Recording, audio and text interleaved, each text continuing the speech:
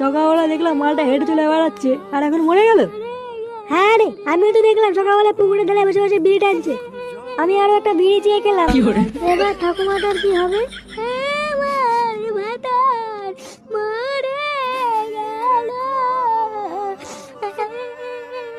কালকে ছেলেটা মরলো তাহলে। গুড মর্নিং 2.5 টাকা পেতাম, বাড়া না দিয়ে মরে গেল। সে বাড়া দেবে দেবে না দেবে না দেবে, আজ থেকে বাড়া বুড়োর বউ আমার। কি